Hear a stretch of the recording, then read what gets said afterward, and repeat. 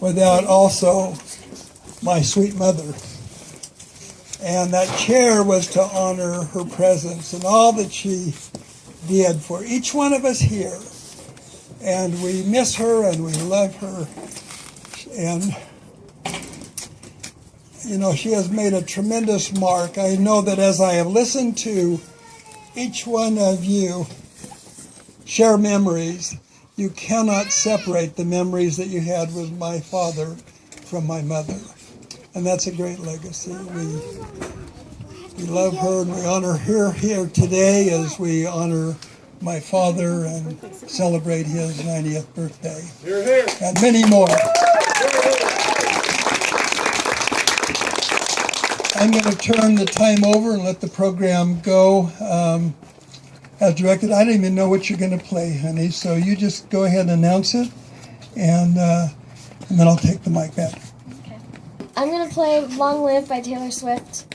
It's kind of funny because it's called Long Live. Hayden. Hayden. Sorry. Come over here.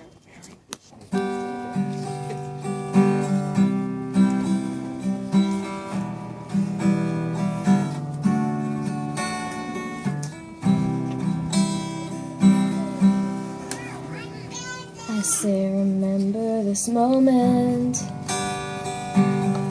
in the back of my mind. The time we stood with our shaking hands, the crowds and stands went wild. We were the kings and the queens, and they read off our names. And now you dance like you knew our lives would never be the same. You held your head like a hero on a history book page. It was the end of a decade, but the start of an age. Long live the walls we crashed through, all the kingdom lights shine just for me and you. I was screaming, long live the magic we made, and bring on all the pretenders. One day we will be remembered. I said, remember this feeling. I passed the pictures around of all the years that we stood there on the sidelines, wishing for right now. We are the kings and the queens. You traded your baseball cap for a crown. When they gave us our trophies and we held them up for our town, and the cynics were outraged, screaming this is absurd. 'Cause for a moment a band of thieves in ripped up jeans got to rule the world. Long live the walls we crashed through, all the kingdom lights shine just for me and you. I was screaming, long live the magic we made, and bring out all the pretenders. I'm not afraid. Long live all the mountains we moved. I had the time of my life fighting dragons with you. I was screaming, long live the look on your face, and bring out all the pretenders. One day we will be remembered. Hold on to spinning around, confetti falls to the ground. May these memories break our fall. And you take a moment promise me this, that you'll stand by me forever. But if forbid fate should step in and force us into a goodbye, if you have children someday, when they point to the pictures, please tell them my name. Tell them how the crowds went wild. Tell them how I hope they shine. Long live the walls we crashed through. Had the time of my life with you. Long, long live the walls we crashed through. All the kingdom light shine just for me and you. I was screaming, long live the look on your face, and bring on all the pretenders. I'm not afraid. Long live all the mountains we moved. I had the time of my life fighting dragons with you. And long, long live the look on your face, and bring on all the pretenders. One day we will be remembered.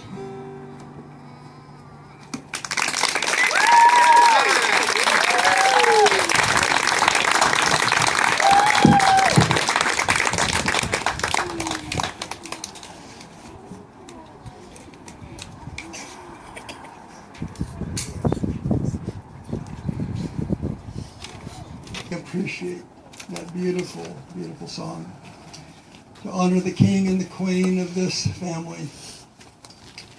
And he who traded in his baseball cap for all of us here.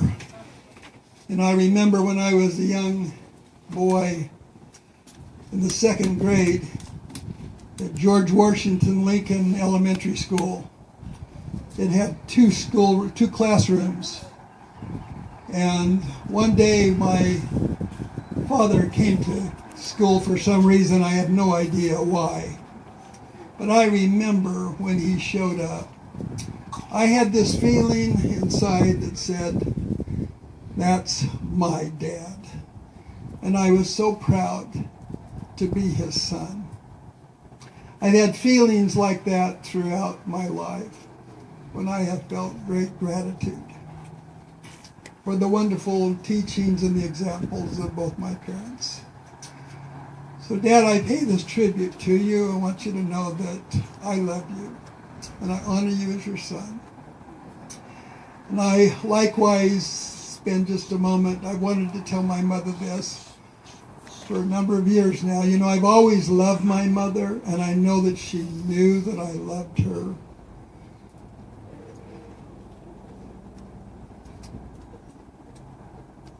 But I always wanted to say it one more time. And I believe that she's here in spirit. And so, Mom, I love you. I'm so grateful for your example. And together, these two have created a beautiful family. As I look into your faces, I am so thankful to be a part of it. I thank you for all of your help, for all of your talent, for everyone who cut a tomato, or who lifted a table, or drug over a chair, or smiled. We appreciate you as a member of this family. I'd like to take the time now and turn this microphone over to my brother. This is all impromptu. None of this has been staged. But my brother, The time that we came home and my mother had just waxed the cork floor in our home in Santa Ana, California. And she had given us instructions what we could and couldn't do. And had to go somewhere. And so she left. And sure enough, Becky, it didn't take her long, took and opened up the door to let the family dog in and to run throughout the house to smell the the roses, as it were, and chased the dog. And the dog got to the cork floor and dug its heels, nails, right into that cork floor and scratched it all over the place. And I remember my mother coming home and saying, "Wait till your father gets you." That was the favorite word in our home, was "wait till your father gets home."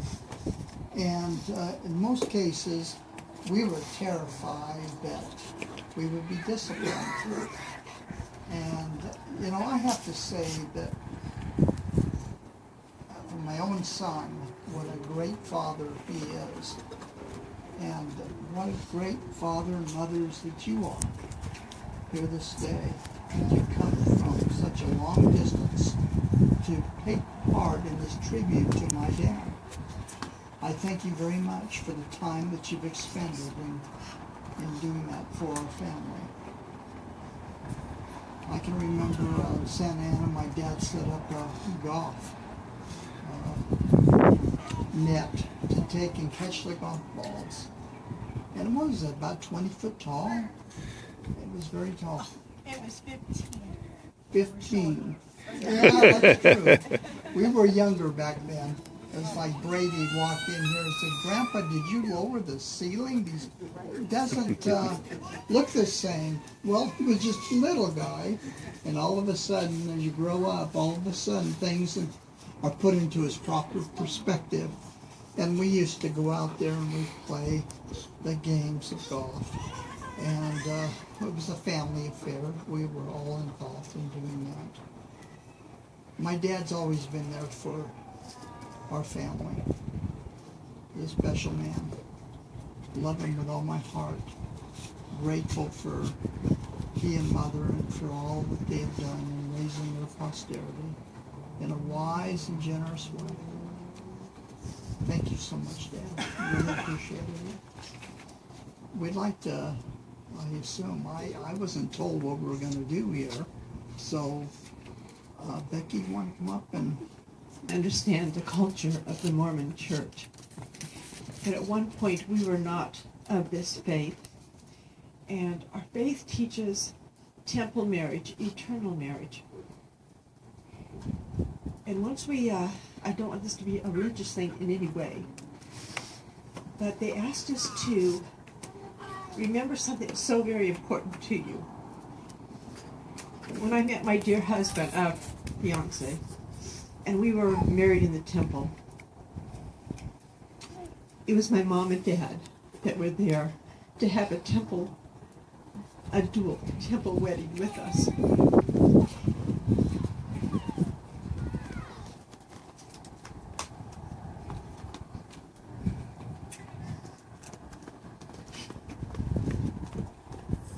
I'm sorry. On that day, we became an eternal family, and I was so proud of my mom and dad to be there with me.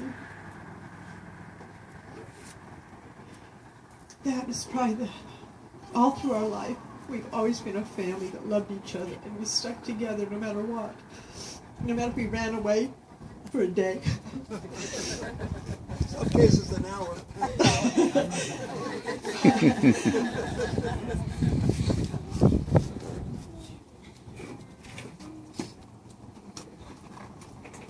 Or we had someone that always called herself Cinderella and always did all the work when the company came, so she was always working, and all the rest of us looked like little slugs.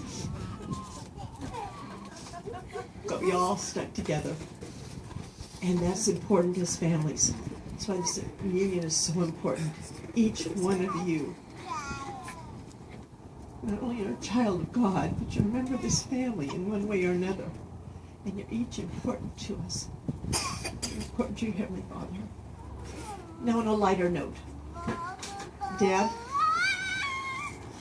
one of my favorite memories of you happened after I was married, and we had 2 children.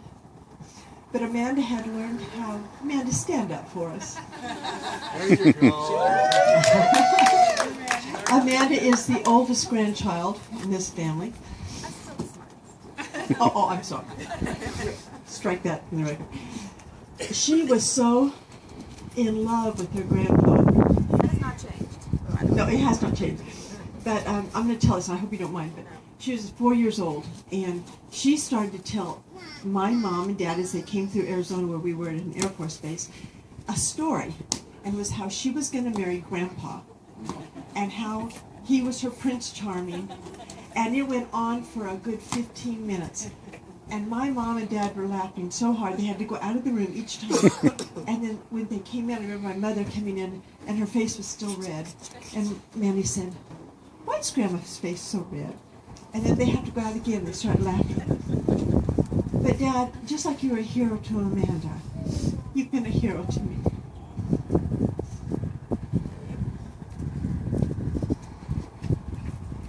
You are a man of integrity, and I appreciate that. I remember renters that couldn't pay their mortgage or their rent that month, and you'd forgive it, and you'd allow them to stay in the house. And I thought, wow, what a fantastic man.